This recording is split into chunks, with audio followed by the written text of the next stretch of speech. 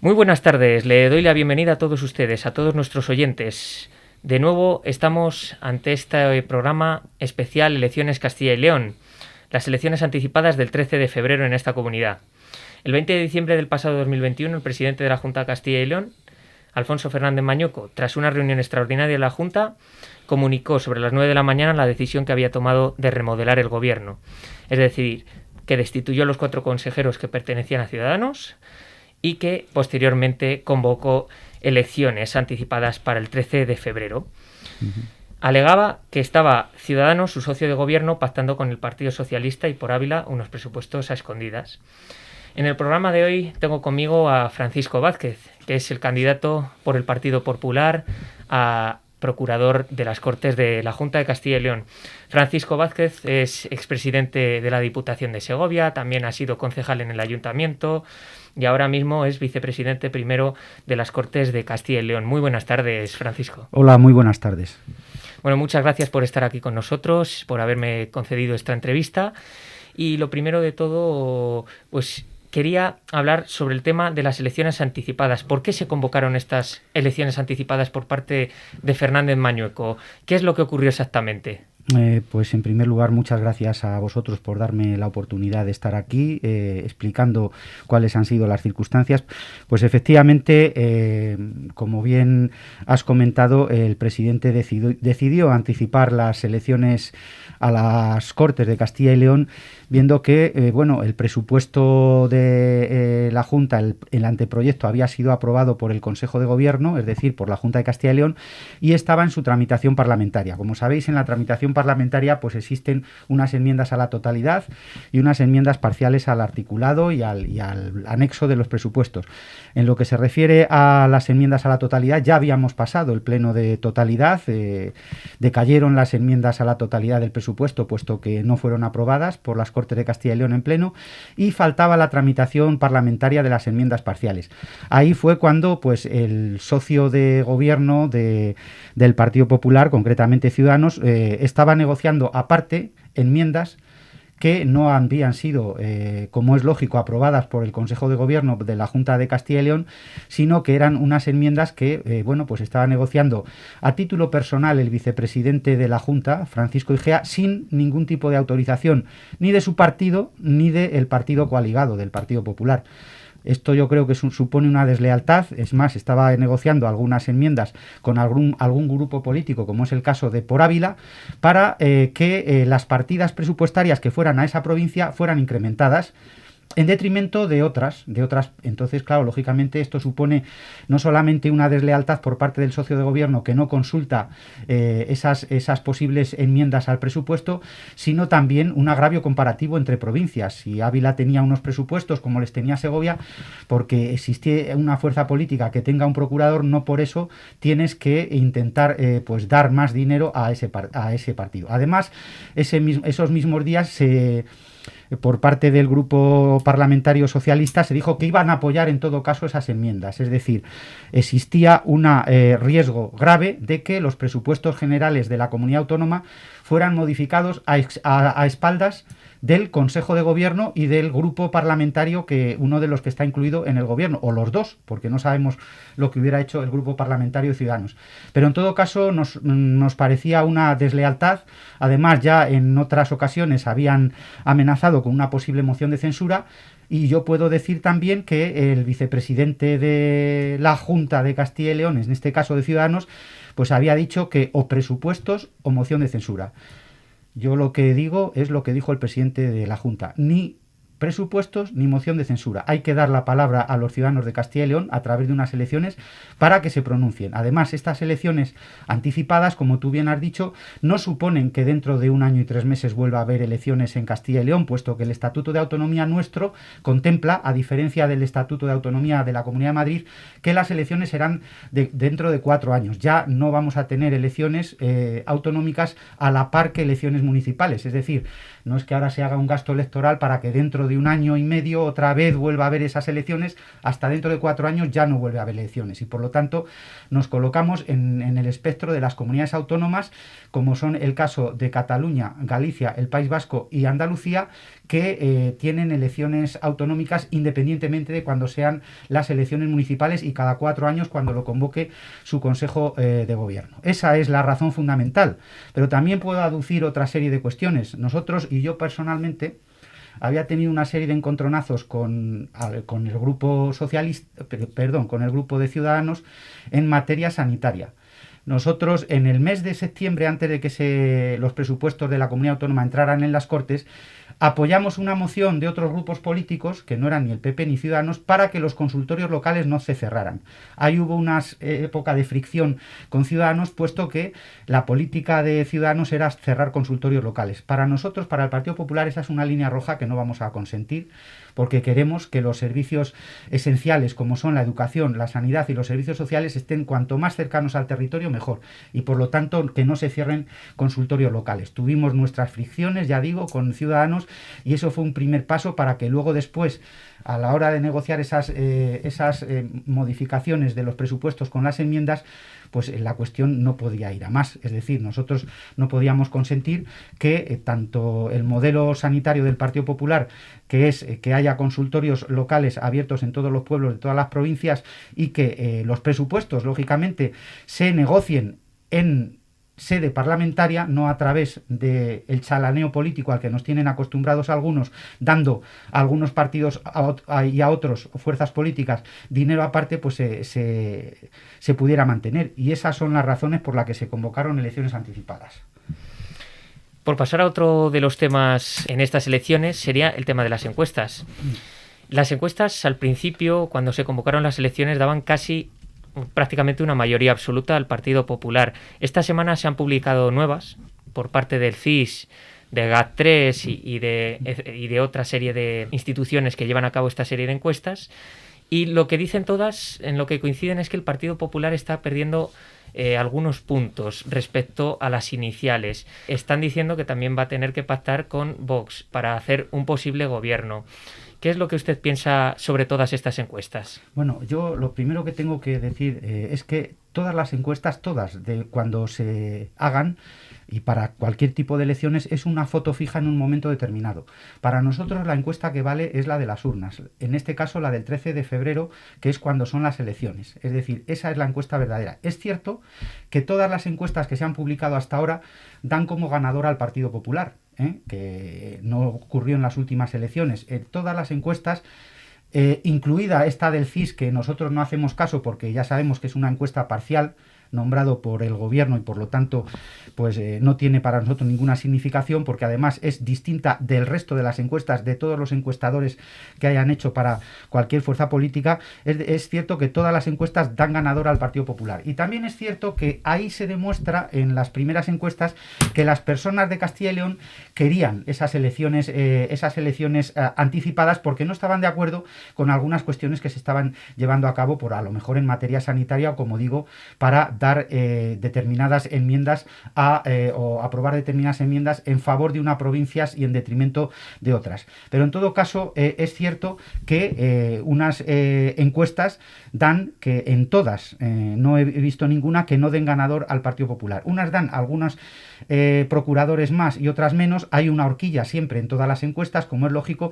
Hay que tener en cuenta que tienen un índice, algunas de error, de más del 5%, y las encuestas que mejor están hechas, es decir, que menor índice de error tienen, están en torno al 2 y pico, 3% de error. Eso significa mucho, porque en los últimos escaños siempre se adjudican en una provincia por muy escaso margen. Por lo tanto, las horquillas son muy amplias. Nosotros lo que pretendemos es tener un gobierno en solitario, un gobierno en el que se aplique el programa electoral con el que vamos a las elecciones, el programa de gobierno con el que nos presentamos, y no estamos pensando ni mucho menos en tener otro tipo de coaliciones. Ya hemos visto lo que pasa en una coalición, que en un momento determinado, cuando se acercan las siguientes elecciones, pues puede pasar de todo. Ya estamos viendo lo que pasa también con los presupuestos generales del Estado, que parece un mercado persa, dando el gobierno total de que se aprueben pues todo tipo de prebendas a diferentes comunidades autónomas sin tener en cuenta el interés general, y nosotros lo que pretendemos es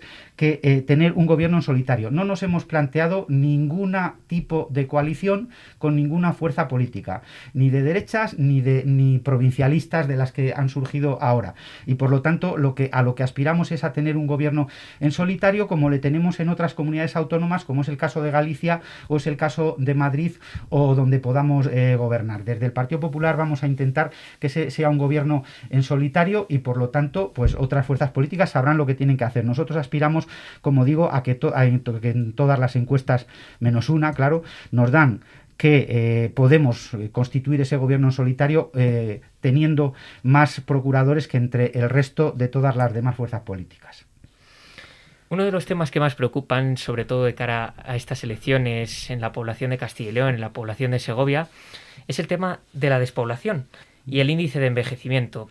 Quiero comenzar con una serie de datos que decía que el índice de envejecimiento nacional era del 129,11% y que el índice de envejecimiento de Castilla y León era del 204,47%. ¿Qué va a hacer el Partido Popular para poder paliar el envejecimiento y atraer a los jóvenes? ¿Tiene alguna política de natalidad?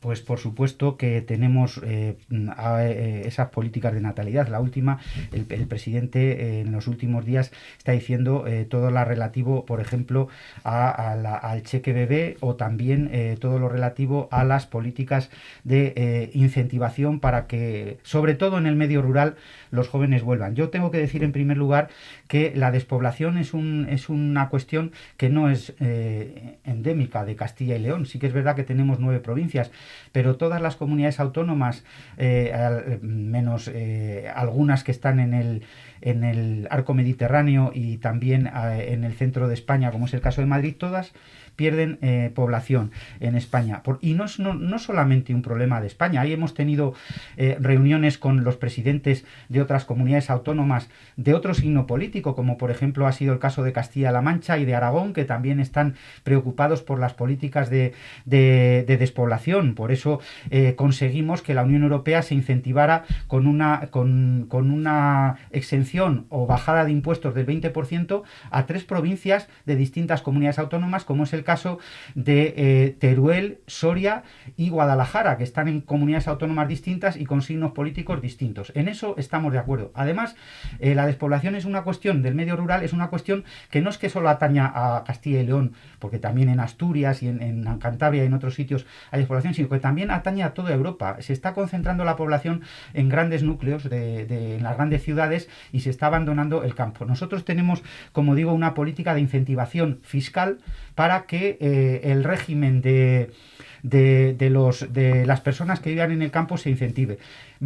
Tenemos una política de bajar el impuesto sobre la renta a las personas que vivan en municipios de pequeña población. También por ejemplo, por poner otro ejemplo de las medidas, para que la transmisión de las explotaciones agrarias o ganaderas estén exentas de tributación, que son la mayoría, lógicamente, que pasan de padres a hijos o se venden en un pueblo pequeño de cualquiera de cualquier provincia de nuestra comunidad, para que estén también exentas de tributación y paguen menos. También tenemos una incentivación a los jóvenes, pasando ya a esos temas del medio rural, en el sentido de no solamente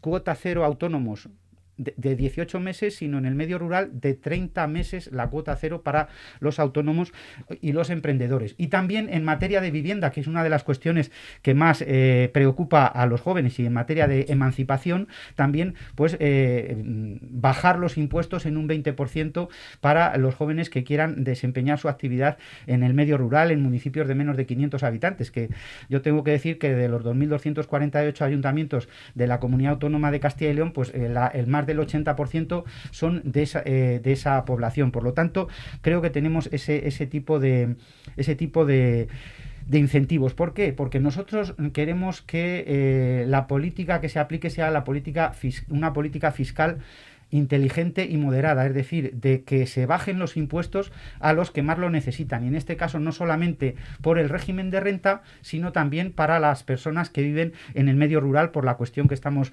abordando de la despoblación. En lo que se refiere al tema de envejecimiento, pues efectivamente nuestra comunidad autónoma es una de las comunidades autónomas que mayor índice de envejecimiento tiene, también no solamente porque hay jóvenes, lógicamente, que no tenemos todo tipo de industrias que se van a otras comunidades autónomas, sino también porque por la longevidad de las personas que viven en esta comunidad autónoma. Por eso tenemos los mejores servicios sociales y la dependencia de España, y no lo decimos nosotros, lo dicen la Asociación de Gerentes y Profesionales de Servicios Sociales, en las que siempre en todos los rankings anuales a la comunidad autónoma de Castilla y León la puntúan como sobresaliente la primera o la segunda después de Navarra, pero ya digo, ese es un régimen foral distinto, pero lo que quiere decir que el cuidado a las personas también en nuestra comunidad autónoma está en primera línea de la atención de las políticas de la Junta de Castilla y León.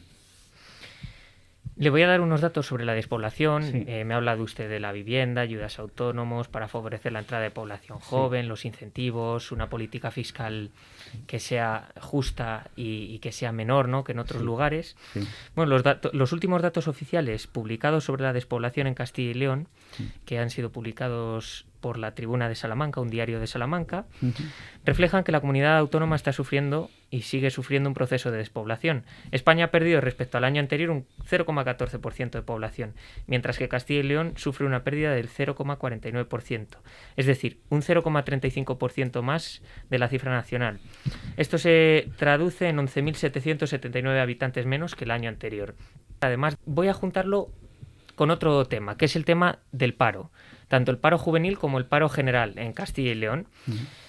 Los datos del paro en Castilla y León los he cogido en 3 años, septiembre del 19, del 20 y del 2021, por compararlo. En septiembre del 2019 el paro general en Castilla y León era del 11,2%, en septiembre de 2020 subió al 12,5% y en septiembre de 2021 descendió al 10,1%. Los datos del paro juvenil en Castilla y León, juvenil refiriéndome a menores de 25 años, son bastante más alarmantes, porque en septiembre de 2019 estaba en un 25,8%, en septiembre de 2020 36,4% y en septiembre de 2021 un 27,5%, cifras muy altas para esta comunidad. Lo que le quería preguntar era, ¿qué propuestas tiene el Partido Popular para atraer a estos jóvenes, además de las ya citadas por usted? ¿Tiene pensado el Partido Popular recuperar el sector primario, favorecerle, ya que es un pilar fundamental de esta región? ¿Tiene propuestas para atraer a las empresas e industrializar más Castilla y León y que así pueda haber más posibilidades tanto para los jóvenes como para la población general en nuestra región? Pues mira, efectivamente la despoblación en Castilla y León, igual que ya digo en otras comunidades autónomas de España, se ha agudizado en los últimos años, pero yo creo que hay una luz a la esperanza. Por ejemplo, en este año ya 2021 hay 2 provincias, como es el caso de Segovia y Ávila, que ya tienen más población que tenían el año pasado. Es cierto que en los últimos años se han perdido población, como tú has citado, 11.000 y pico, pero también no es menos cierto que el cierre, por ejemplo, en algunas provincias, como es el caso de León y Palencia, del carbón y de las térmicas, ha supuesto que hubiera gran cantidad de personas que estaban trabajando en concreto más de 30.000 en esos sectores del carbón y de las térmicas, que bueno, al hacerse jubilaciones anticipadas, pues a lo mejor han emigrado a otras comunidades autónomas del Levante, porque ya lógicamente su trabajo aquí había desaparecido. Eso ha supuesto que por ejemplo en Castilla y León se haya penalizado, pues no solamente en ese sentido de la despoblación, sino también el desempleo, puesto que por ejemplo en otros países, como es el caso de Alemania, no se ha producido un cierre anticipado de las térmicas, todo lo contrario. Ahora, con esta crisis energética que tenemos, nosotros tenemos en Castilla y León, que ha sido siempre una región y lo sigue siendo de exportación de energía, tenemos la siderurgia lo que son las centrales térmicas cerradas, y en cambio en Alemania pues las están reabriendo. Aquí ya es imposible porque la Unión Europea preveía ayudas hasta el año que viene para el cierre de las térmicas. Como aquí se anticiparon, pues lógicamente ni se pueden recibir ya esas ayudas de la Unión Europea, ni se pueden abrir. Ya digo que por lo tanto hay algunas provincias que están especialmente castigadas con esos temas. Es verdad que tenemos un índice de paro, el referido al que has comentado. También es cierto que, y esto nos sirve de consuelo, que en todo caso Castilla y León y también Segovia está por debajo de la media nacional en lo que significa desempleo. Es decir, cuando estamos, por ejemplo, ahora en un índice de desempleo en torno casi al 14%, pues aquí, como has dicho, estamos en torno al 10%. Sí que es cierto que en todas las provincias, prácticamente, no sé si me dejo alguna de la serie histórica de algún año, todas las provincias están por debajo de la media de desempleo de España. Pero eso no nos tiene que conformar ni mucho menos, porque como bien has dicho, el paro juvenil es muy amplio. Aunque en España está muy por encima del de Castilla y León, pues aquí todavía hay bastante desempleo en lo que se refiere al paro juvenil. No puede ser que existan unas tasas de en torno al 25%, 27% de paro juvenil en Castilla y León. No puede ser que tampoco esa tasa sea en torno casi al 40% en España. Tenemos que tener un plan de fomento del empleo, como le proponemos en nuestro programa electoral, o también como por ejemplo aquí en Segovia, que pondremos en marcha un plan de fomento territorial industrial en la provincia de Segovia para declarar de interés regional el desarrollo empresarial en torno a la ciudad, que todavía no existe, entre otras cosas, ya digo. Y luego, pues sí que es cierto que en lo que también, por no dejar sin contestar nada, en lo que se refiere al sector primario, pues nosotros pretendemos que esas figuras de calidad que siguen existiendo en nuestra industria agroalimentaria se multipliquen. Y también, aunque ya he dicho algunas de las medidas, nosotros somos partidarios, y así están en las ayudas que se van a incrementar en los próximos años, para el retorno a la actividad agrícola de jóvenes y de mujeres en el campo de Castilla y León. Se han estado pues haciendo algunas ayudas en ese sentido, y se van a multiplicar. También quería apuntillar que el acceso a la vivienda, o bien en las ayudas a compra o alquiler o rehabilitación de las mismas, las vamos a potenciar en el medio rural. Hay un programa de viviendas ahora mismo que se llama Rehabilitare, que son viviendas de titularidad municipal, que las está rehabilitando en los ayuntamientos con la ayuda de la Junta de Castilla y León. Y también queremos ampliar el parque público de viviendas con la incorporación de más de 1.500 viviendas en la próxima legislatura. Sabemos que para la emancipación de los jóvenes lo importante también no solamente es un puesto de trabajo en el medio rural o en cualquier ciudad, como puede ser esta a través de los planes territoriales de empleo, sino también, lógicamente, para la incorporación de los jóvenes después de un puesto de trabajo, pues se necesita una vivienda accesible y digna, y por lo tanto nosotros vamos a poner el énfasis, lo estamos haciendo en ese tipo de cuestiones. También queremos, en lo que se refiere al sector primario, pues fomentar la mejora de las explotaciones agrarias a través de su modernización. Hay diversos tipos de ayudas a las mejoras los incentivos de las explotaciones agrarias para su modernización y digitalización. Y también nosotros vamos a asegurar por ley, una ley de desarrollo y competitividad rural que reconozca la actividad del sector primario de agricultura y ganadería como esencial, porque lo hemos visto que durante esta pandemia la actividad en el sector primario ha sido esencial, pues lógicamente cuando estábamos confinados, para que, pues por ejemplo, problemas que han tenido otros países, que los supermercados no sufrieran desabastecimiento, y por lo tanto vamos a declarar esa actividad como esencial, y lo vamos a hacer por ley. Además de que también vamos a asegurar por ley que determinados servicios en el medio rural sean esenciales, como es el caso de los consultorios médicos, o como ya se está dando el caso de la educación en el medio rural a través de la atención primaria. Nos ha hablado un poco también en el tema de la industrialización del sector secundario, sobre el tema de las centrales térmicas, el entorno empresarial en Segovia que se quiere crear. Nos ha hablado que quizás sea un poco más difícil por temas europeos el reabrir las centrales térmicas, pero aunque no se puedan reabrir esas centrales térmicas, ¿tiene su partido alguna propuesta para atraer otra serie de industrias, otra serie de empresas?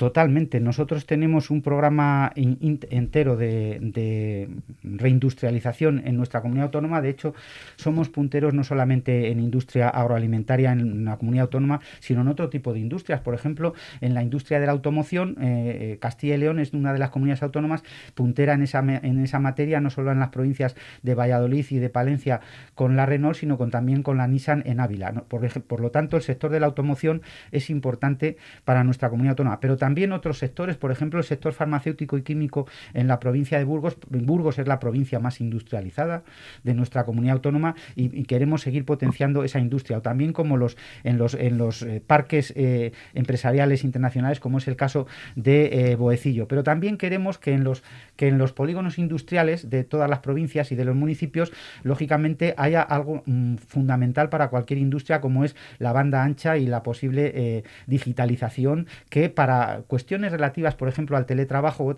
otros temas, pues ya se está poniendo en marcha en muchos pueblos de nuestra provincia, no solo de nuestras provincias, no solo en las ciudades. Estamos, a través del 5G y de la banda ancha, intentando digitalizar no solamente los polígonos industriales que están anejos a las ciudades, sino también los municipios de nuestra provincia, para que se pueda teletrabajar. Hoy mismo lo comentaba con el consejero de Hacienda de la Comunidad de Madrid, que hay muchas personas de la Comunidad de Madrid que están teletrabajando ya desde Segovia, porque se lo permite esa digitalización que queremos en nuestros pueblos. La siguiente fase va a ser que esas personas que lógicamente desarrollan su actividad en nuestra comunidad autónoma, pues tengan la residencia también en nuestra comunidad autónoma. Yo creo que en ese sentido se paliará en parte pues lo que hemos estado comentando de esa posible despoblación en algunas provincias. Nosotros queremos que las nuevas tecnologías del siglo XXI lleguen a todos los rincones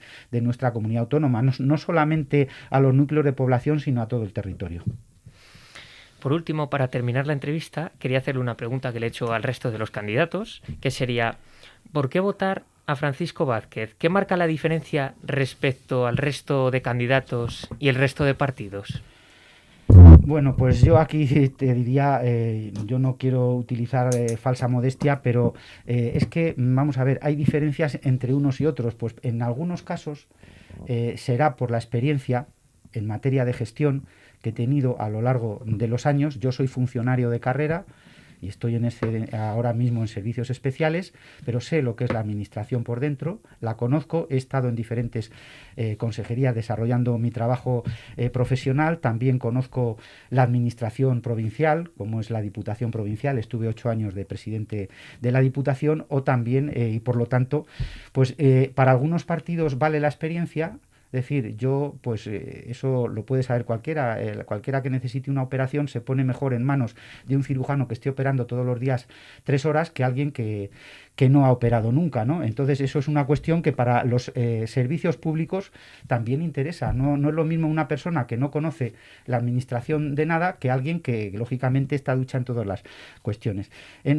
Por lo tanto, como digo, esa será para unos partidos valdrá eso. Y para otros, pues lógicamente hay cosas distintas también, que es, pues la oferta, lógicamente, electoral, la oferta de gobierno que llevamos a cabo. Nosotros no tenemos una preocupación por los servicios públicos esenciales, no solamente en el medio rural, sino también en todos y cada uno de las políticas de las transferencias que tiene la Junta en materia de educación durante estos 35 años, que hay muchos que critican que es que llevamos 35 años gobernando. Ya, pero es que llevamos 35 años gobernando porque es lo que ha querido los ciudadanos de esta comunidad autónoma, que siempre ha ganado el Partido Popular o el centro derecha en esta comunidad autónoma, y por lo tanto, si eres demócrata, tienes que admitir que unos lleven 35 años, pero es porque les han puesto los ciudadanos ahí.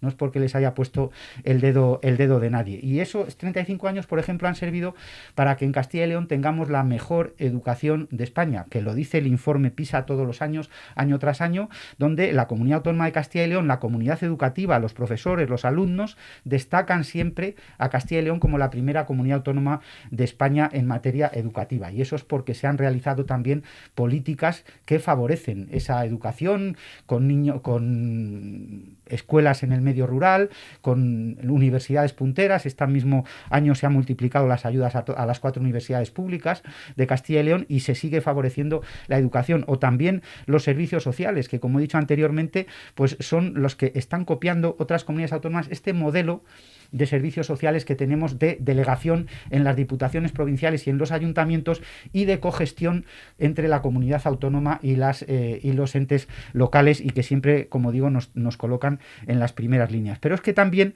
hemos demostrado que con unos servicios públicos de calidad, educación, sanidad, siempre según la satisfacción de los usuarios de la sanidad entre las 5 o 6 mejores de España, porque aquí lo que hay que citar son encuestas independientes, no vale que cada uno se haga la suya. Y yo lo que estoy citando es, por ejemplo, en materia sanitaria, el índice de satisfacción de los usuarios de la sanidad, que siempre colocan a la de Castilla y León entre las primeras 4 o 5 primeras de España. Servicios sociales igual y educación lo mismo. Pero es que además hemos demostrado que se pueden tener esos servicios públicos esenciales gastándose más del 80% del presupuesto no financiero de la comunidad autónoma solamente en educación, sanidad y servicios sociales, y además hemos demostrado que eso se puede hacer bajando los impuestos.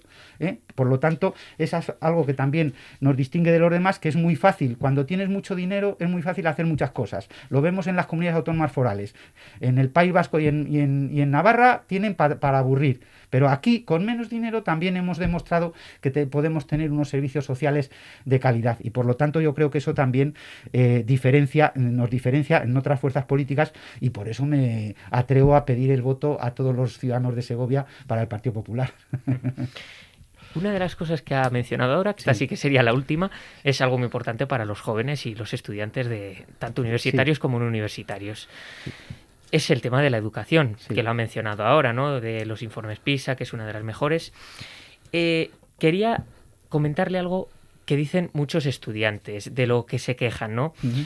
Hablan de que la EBAU aquí en Castilla y León es muy dura, ¿no? Es más dura respecto a otras comunidades. Y ellos preguntan si sería posible realizar una EBAU igual en todo el territorio nacional para tener las mismas oportunidades, porque muchas personas, por ejemplo, en otras comunidades los exámenes son más fáciles, obtienen mejores calificaciones y luego vienen aquí a Castilla y León o a otras comunidades a intentar entrar en la carrera que ellos quieren y lo consiguen. En cambio, otras personas de Castilla y León, al haber obtenido peores calificaciones, no lo consiguen. Incluso muchos estudiantes de aquí de Castilla y León se empadronan en otras comunidades autónomas meses antes para poder hacer el examen allí y obtener mejores calificaciones. ¿Qué es lo que haría su partido respecto a este tema? Nosotros tenemos una educación de calidad y de excelencia, y yo creo que hay que seguir manteniéndola. Y eso significa que la EBAU, y lo llevamos en nuestro frontispicio de programa de gobierno en materia educativa, la EBAU tiene que ser única para toda España. No vale esas rebajas que hacen siempre los que menos aportan a la educación son los que no quieren eso. Y luego encima tienen de cómplice a un gobierno que quiere trocear la EBAU y que en Cataluña sea de una forma, como lo estamos viendo, que incluso quieren traspasar esa competencia que es del Estado en materia de educación universitaria a la comunidad autónoma. Nosotros lo que creemos, y lo estamos diciendo en todas las comunidades autónomas, es que la EBAU tiene que ser única para toda España. Igual que cualquier proceso selectivo, porque es verdad que las facultades y las universidades de nuestra comunidad autónoma tienen mucho prestigio y quieren venir otros estudiantes, y lógicamente tienen notas superiores porque allí se les exige menos, pues lógicamente lo harán. Eso sí, al segundo o al tercer año se tendrán que ir a casa porque no aguantarán la calidad educativa que hay en las universidades de Castilla y León, y sí que lo aguantan los estudiantes de nuestra comunidad autónoma. Pero ya digo, fundamental es que exista una prueba obligatoria de calidad que sea igual para toda España. No tiene sentido que haya 17 sistemas educativos. Lo que tiene sentido es que la educación esté transferida a la gestión a las comunidades autónomas, pero una vez que esa gestión se ha realizado, lógicamente todos somos iguales ante la ley y todos tenemos que tener las mismas oportunidades. Si aquí hay una educación de superior calidad, que la hay según todos los informes que en otras comunidades autónomas, pues los estudiantes de Castilla y León tendrán que sobresalir, como así lo hacen, con respecto a cuando se exija una prueba obligatoria de acceso a la universidad como es la EBAU. Por lo tanto, nosotros no queremos rebajar la calidad de la EBAU, sino que queremos que esa calidad sea la misma, igual, para todas las personas, para todos los estudiantes de España. Pues muchísimas gracias, Francisco. Le agradezco que nos haya concedido la entrevista. Pues muchas gracias a vosotros, a la UBA, por haberme permitido la oportunidad de expresarme. Pues muchísimas gracias a ustedes, le deseamos todo lo mejor. Gracias por haber expuesto aquí en la radio universitaria todas las propuestas de los temas más importantes de cara a estas elecciones. Y bueno, para todos nuestros oyentes les agradecemos que estén ahí, les agradecemos que escuchen estos programas y nos vemos en próximos programas de política en esta radio. Muchísimas gracias por estar ahí.